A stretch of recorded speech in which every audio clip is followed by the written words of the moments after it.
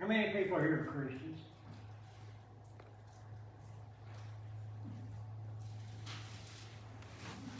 How many here are saved?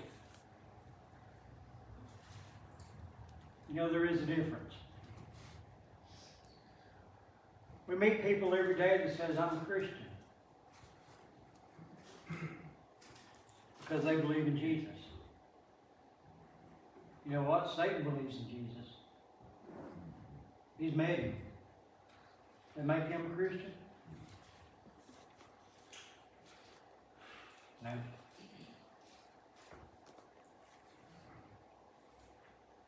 There's a lot of people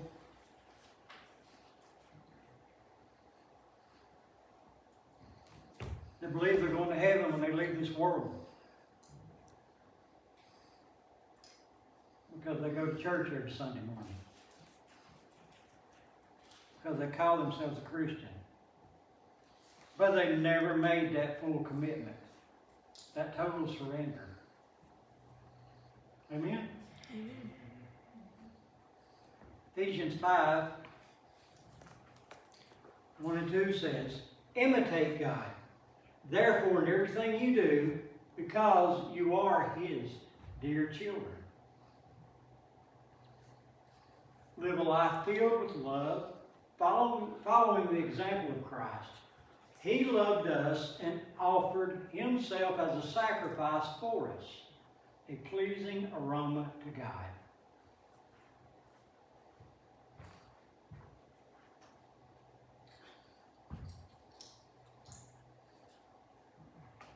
And last week something happened. A very truly tragic event.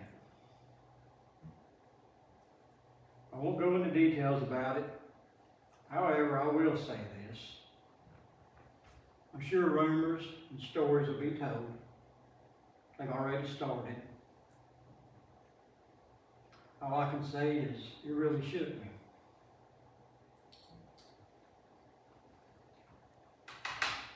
This event made me step back and ask myself,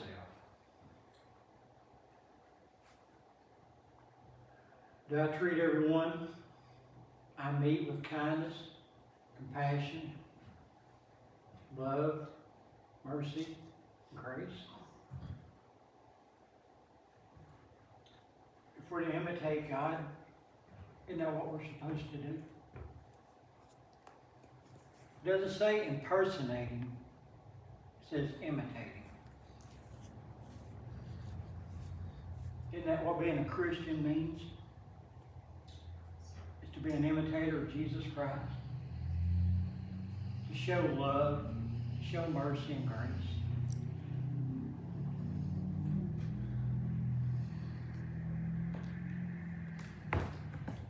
This past Thursday, something happened next door to where I work.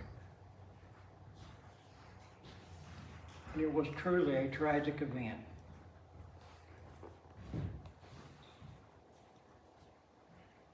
Heard a loud bang, and I heard a woman scream.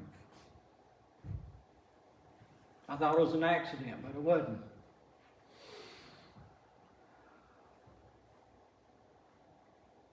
We never know what anybody's going through, do we? Never truly know. We can speculate, we can assume. And if we're to call ourselves Christians, don't we have to draw closer to these people? Don't we have to let them know that somebody's here that loves you and cares for you? Somebody is here willing to listen to you. Isn't that what Jesus done for us? Isn't that what He still does for us today? Isn't that why we're called to pray?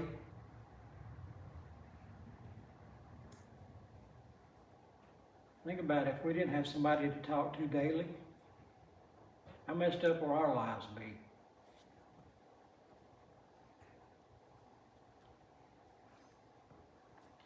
It's not complicated, people. If you want to be a friend, if you want a friend, you have to be a friend. If you want love, if you want compassion, guess what? You have to give it in to get it back. If you want understanding, you yourself have to be an understanding person.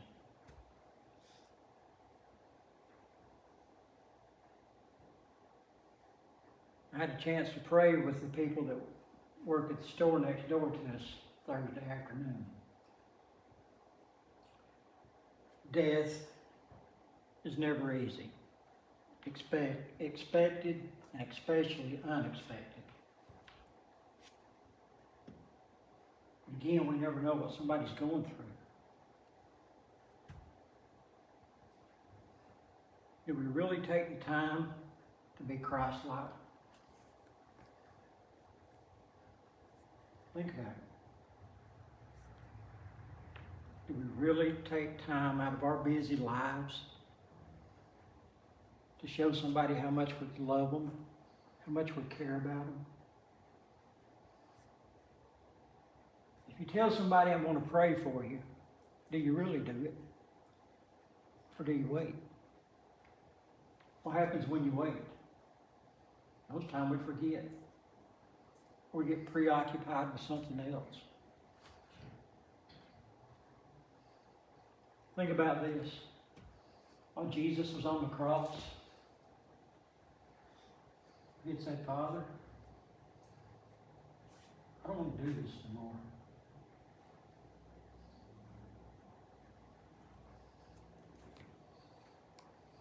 I don't want to be this sacrifice these people need.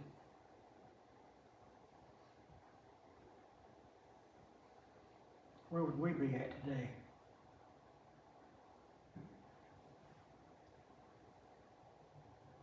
Would we be sitting here? Probably not. Would we even exist? At the rate this world is going right now, probably not.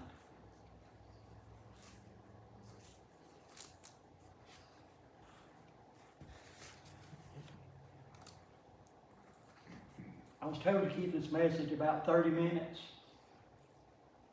I'll do my best. It might even go shorter. It's not the length of the message, it's the message itself. It has nothing to do with the person that stands up here, whether it's me, Pastor Ray, or Pastor Regina. We're called to serve. Something I see on Facebook. We're called to wait. And we want God to work in our lives. We're called to wait. What do waiters do? They serve.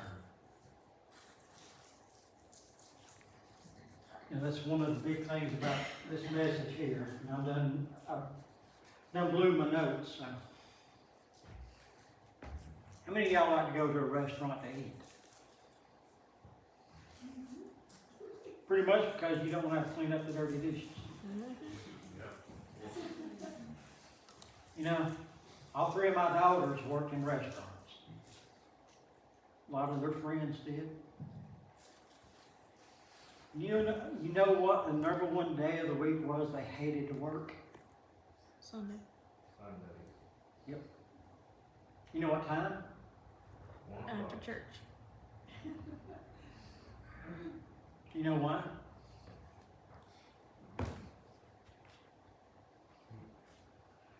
Because Christians are the worst to complain, to belittle, to make somebody miserable.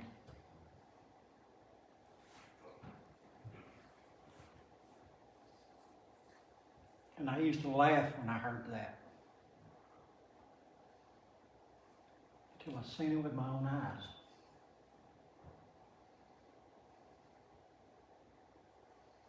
How's that being Christ-like? We just left God's house. Now how are we going to go to a restaurant and run somebody down that's just doing their job to provide for their family?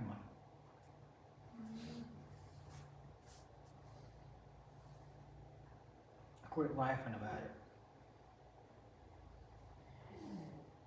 Made me want to get up and go to that table. And anybody that knows me knows I wouldn't have a problem doing it. But then again, that wouldn't be Christ-like either, would it? How can you call yourself a Christian when you treat people like dirt? Sad part about it is, it was a pastor that was doing it.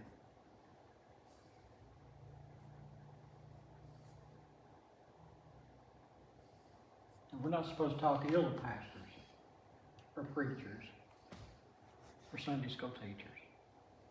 But you know what? They make it hard sometimes. How's that being Christ-like? It's not. It's being worldly. It's living by your own interpretation of what Christ is. It says to be imitators of God. I don't know, but my God never spoke like that. He never belittled anybody. He never put anybody down. Does he have wrath? Yes, he has wrath. There's going to be a lot of people that find out what that truly means. It's not a slap on the hand.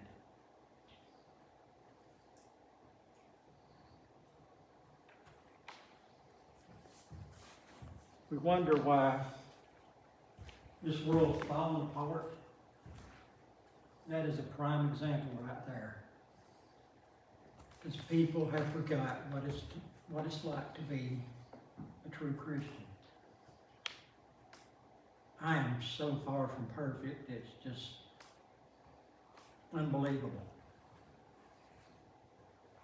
But you'll never hear me claim to be perfect. You'll never hear me try to be perfect.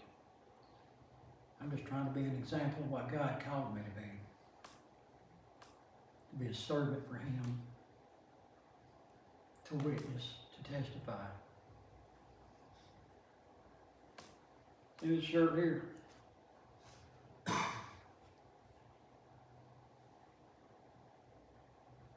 wish this was on the back. Travis was talking about that and him and his flowery shirt.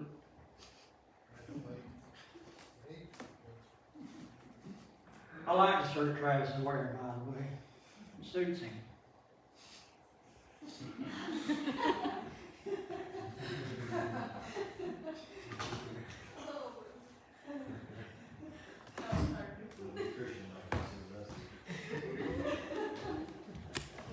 Looks good on him, don't it?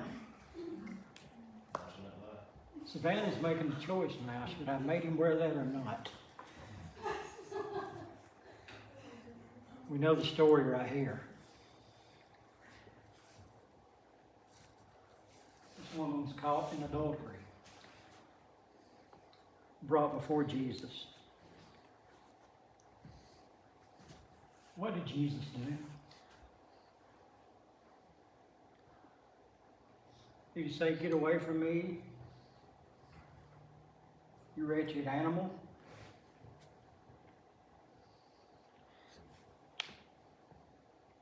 You adulteress? No. If anything, he rebuked those that brought her to him. He forgave her. Now, why is it when somebody does something wrong against us,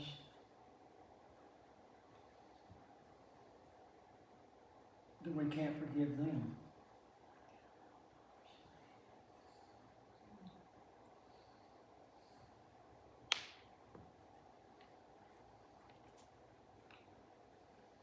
When somebody spreads a rumor about us that's not true, why do we let it bother us if we know it's not true? What do we have to prove? It's hard, isn't it? Y'all can go ahead and say it, I know. You want to throat punch them. You do. I've been there.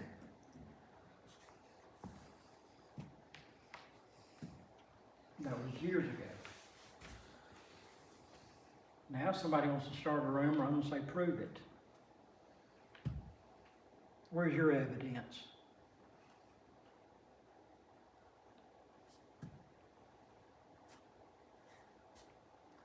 Get that thought out of your head. I was just thinking about the third punch. See? Still see you on That's what you want. We're called to be Christ-like, not to be worldly-like, not to be liked by the world. I'll tell you what, if I was liked by the world, this place would be full this morning.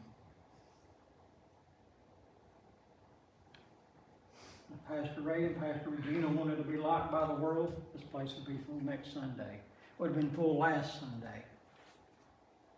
We're not called to be liked by the world, we're called to be Christ-like. That's why people have a hard time being here when I preach. I know some people don't like it. Don't know what? I'm good with that. Because as long as I'm doing what God told me to do, what God called me to do, I don't have a problem in the world with how you feel about me.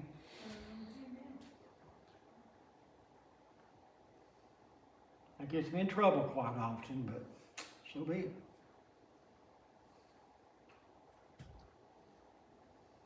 I'm called to serve. I'm not called to please anybody. Let me back up right there. I'm not called to please anybody in here. I'm called to please the one that brought me here. The one that chose me to do this. I'm tell you what, he could have picked anybody else under the sun other than me, but he didn't.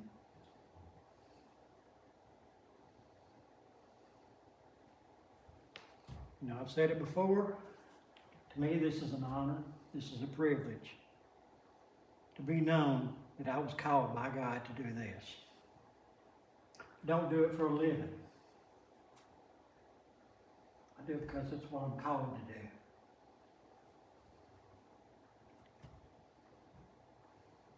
That's been misplaced somewhere. 1,000 times I've failed, still your mercy remains.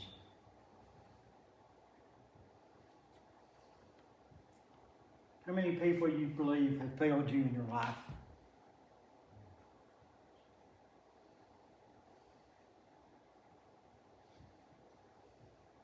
Think about it for a minute. How many people have let you down?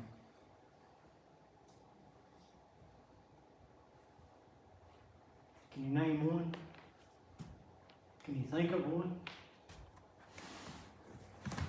If you can think of more than 5 people in your life that's let you down, raise your hand.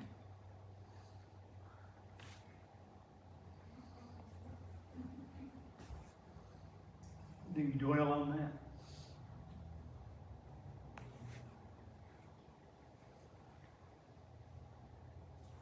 Do you see them and remember what they done against you? How they let you down? What good does it do? Not a bit. You know who's getting the victory over that? The enemy. It's not you. You know how you get the victory over that? By letting it go.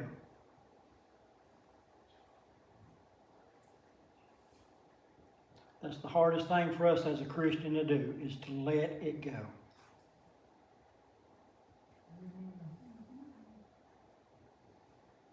Why? Why is that?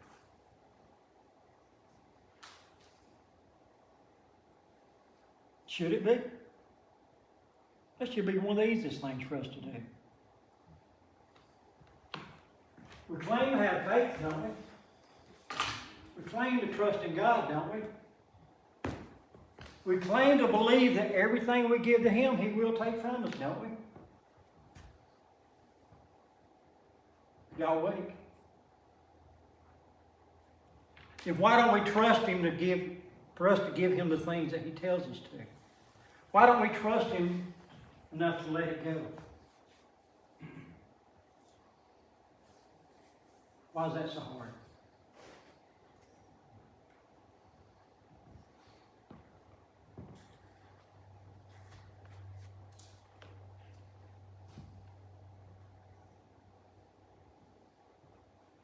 Where's our hope at this moment? Where's our faith at? Where's our trust at? Where's our belief at?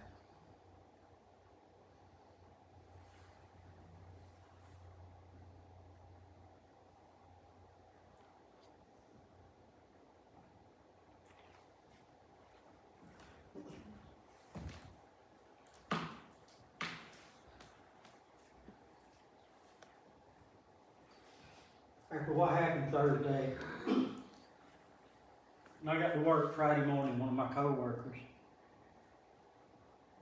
he told me, he said, you know what?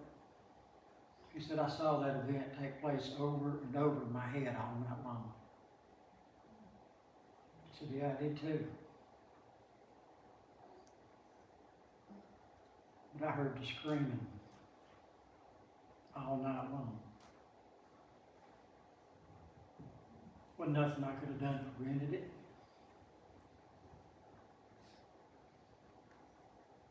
He said, you know the really sad part?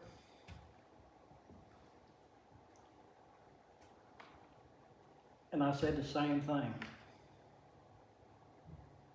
He said the world kept going. He said people ignored what just happened, what took place. Like they didn't care. I told him, I said, you know what?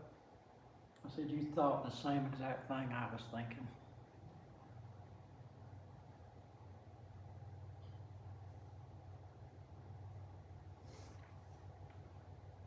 We do that with our walk with the Lord.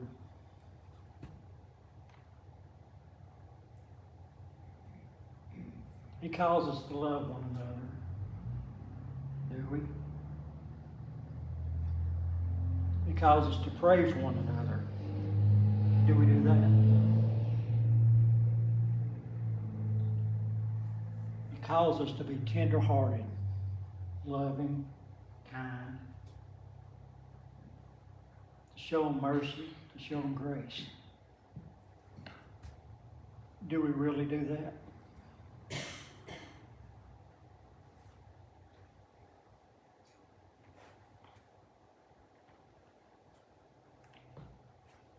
I'll be honest with you, I don't.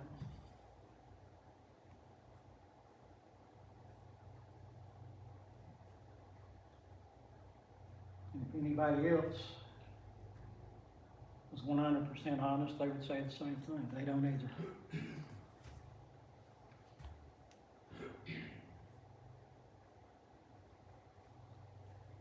Being tender-hearted means showing forgiveness to the most vile person you can imagine.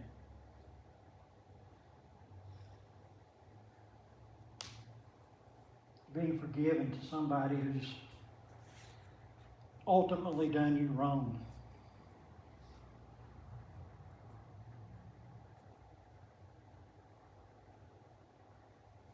That's one of the hardest things for us to do. We go to a restaurant, we gripe at our waiter, our server, complain about everything under the sun. Don't we?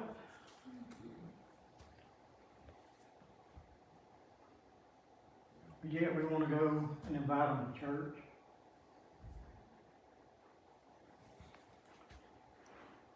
I'll tell you what. Somebody talks to me like I'm a dog, and then turns around and invites me to church. Do they really want me there? Do I want to be there? It's a bigger question. Because apparently they don't serve the God I read about in the Bible. The one full of love and compassion. The one full of mercy and grace and goodness and favor. Why would I want to go to a church that doesn't share that same thing? Why would I want to associate with people who don't live what they preach?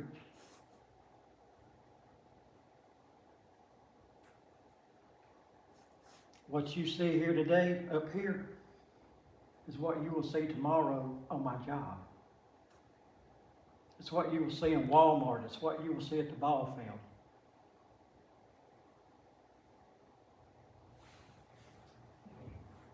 Don't get me wrong. I have an unpleasant side. A very unpleasant one.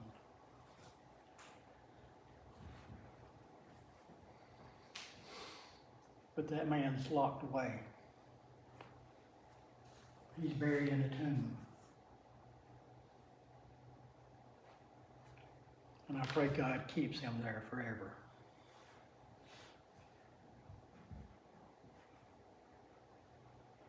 So he was not a good person.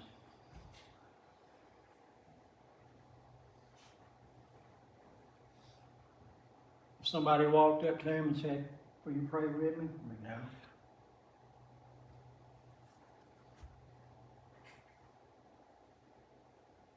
Without hesitation.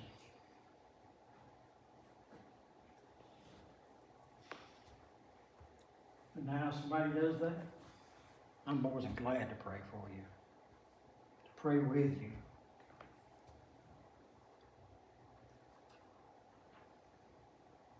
Because that's what I'm called to do. I'm Christ-like. I'm a Christian. I don't have the power God has, but I'm going to do my best to treat everybody the way that He called me to do them.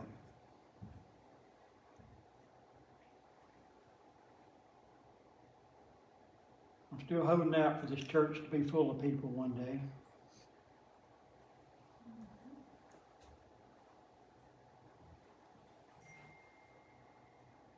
Full of people that love the Lord. Full of people that trust Him and want to live according to His will and His way.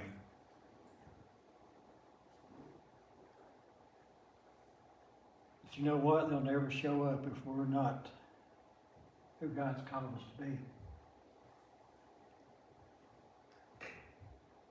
Don't invite them and 5 minutes later they're hear you cussing like a sailor. Or they see you stopping at the ABC store for 45.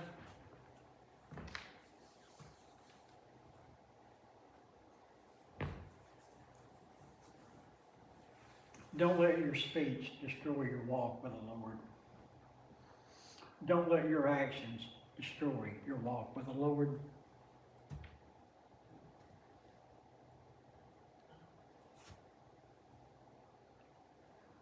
People say I'm harsh when I preach.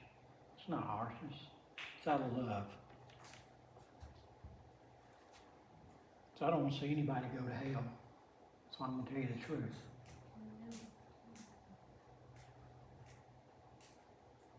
Because if it had not been for somebody preaching the truth for me, I'd still be that same man that's locked in the tomb today.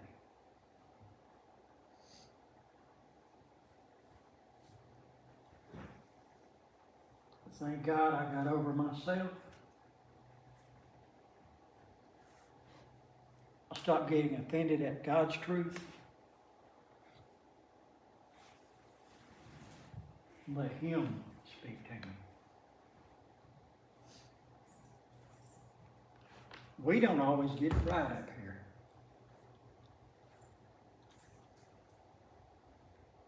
And I know some of y'all been in church for a long time and y'all seen preachers stand up here that's not got it right.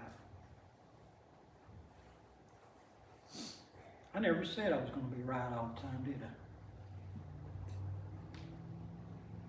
I? Ask Allison. I'm usually wrong more than I am right. But you know what? I don't have a problem with that because I'm learning.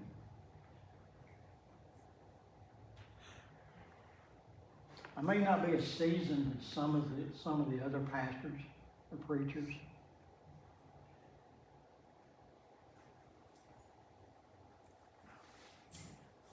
But I also don't pull punches either when God tells me to preach what He wants me to preach. I've hurt my own feelings standing up here before. More times than I can count.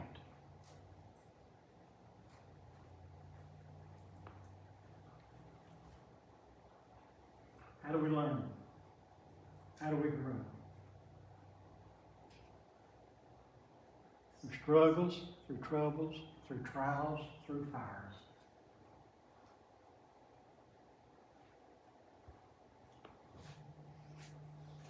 I'm my own worst critic.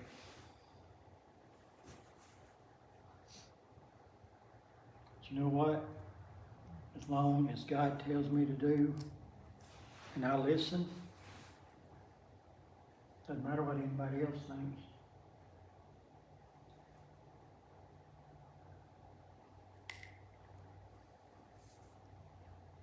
He's with me up here, and He's with me at home. The messages that I've preached.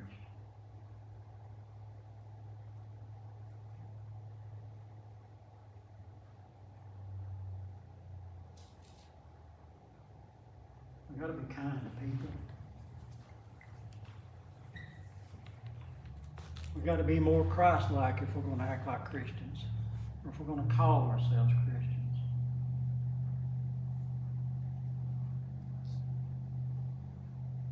It means if you see somebody that's done you wrong, don't give them the one hand wave, the one finger wave.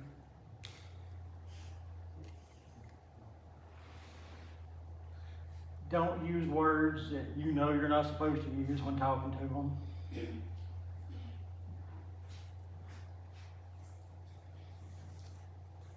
Because if you do, then you got to go back and ask yourself, am I being Christ-like? Am I being forgiven?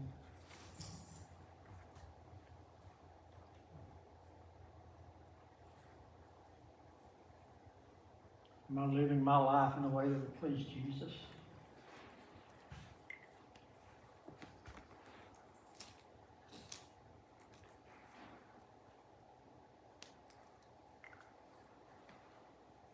I have to ask myself that question every day. Am I living the way God wants me to live? Am I being in front of others who He's called me to be?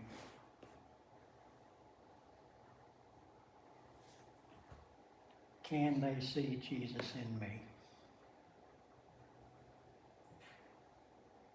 Ask yourself that.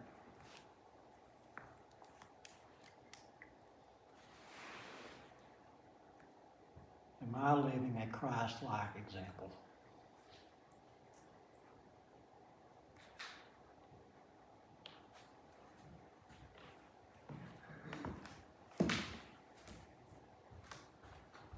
I'll be honest with you, I don't know why we put together PowerPoints. Let your light shine for God. Not for yourself, not for your husband, not for your wife. Let your light shine for God. And keep your spouse happy.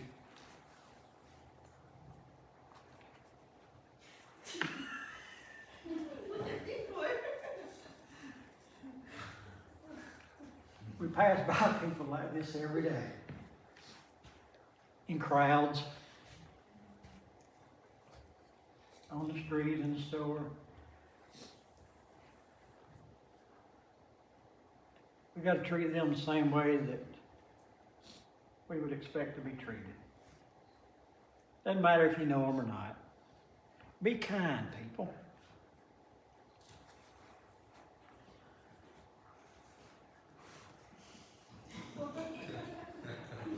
I'm going to tell y'all something. When I sing this,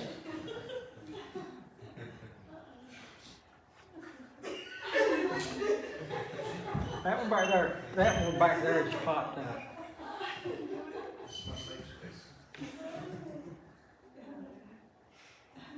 We get the urge to do this to people.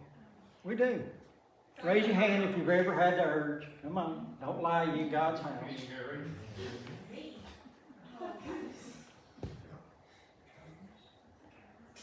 We can't do that. If we're a true Christian, we cannot do this. Now, she back here looking at her husband like, yeah, you just wait.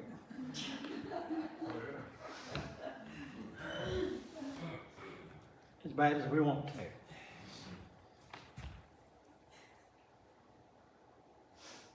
We got to be forgiving. If y'all get nothing out of this today,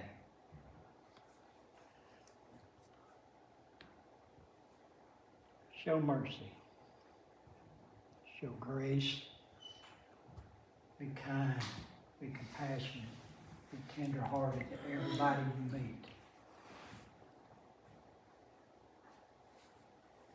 For the simple fact, you don't know what anybody's going through. You don't know the pain they're carrying on their shoulders, in their hearts. You don't know the diagnosis they may have just got. You don't know what their spouse may have just said to them.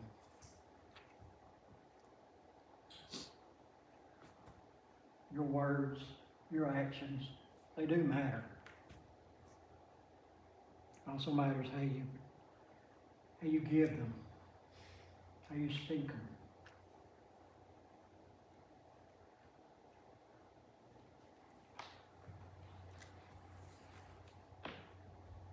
Be kind whenever possible. It's always possible to be kind.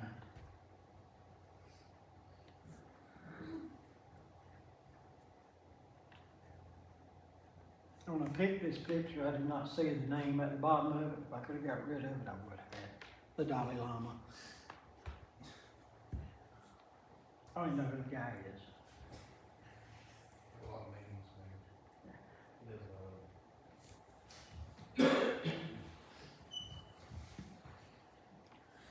See this lighthouse standing in the middle of the water? That's how we need to be standing in front of everybody we meet, as a guiding light from darkness.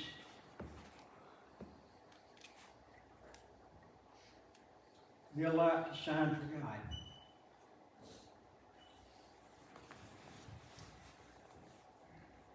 We can't shine that light if we're wrapped up in anger and hatred.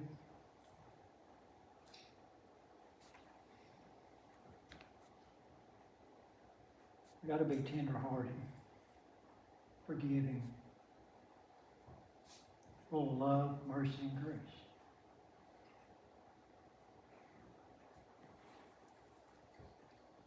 That's what being Christ-like is. It's being willing to pray for somebody that you honestly can't stand.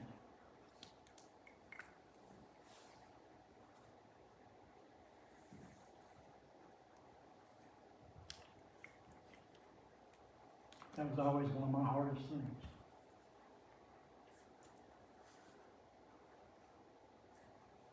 Having to associate with somebody that didn't like me and I didn't like them.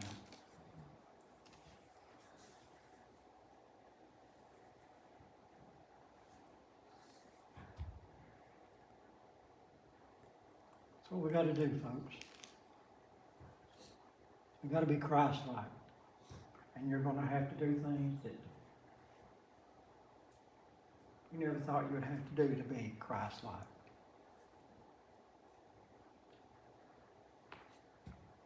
At Calvary, each time they drove a nail into Jesus' hand, do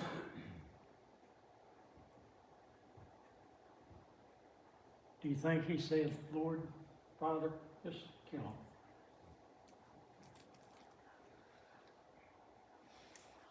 No.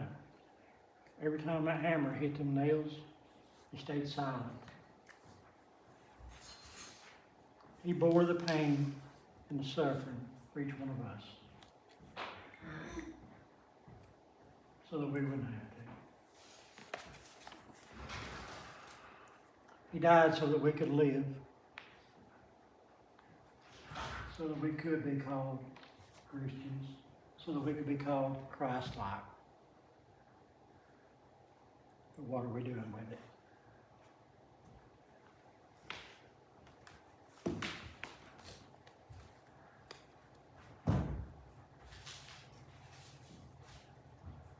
John 13, 34 through 35 says, "A new commandment I give to you, that you love one another as I have loved you, that you also love one another. By this, all will know that you are my disciples, if you have love for one another."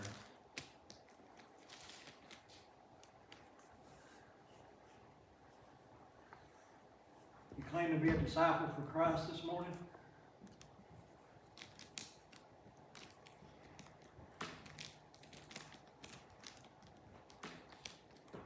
If you do, before you leave this place, ask yourself, do others see the love of Jesus in me?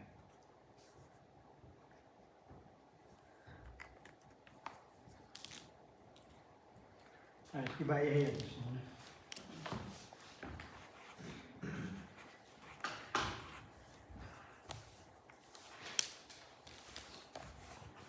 I told y'all this will probably be the shortest message you'll hear all year.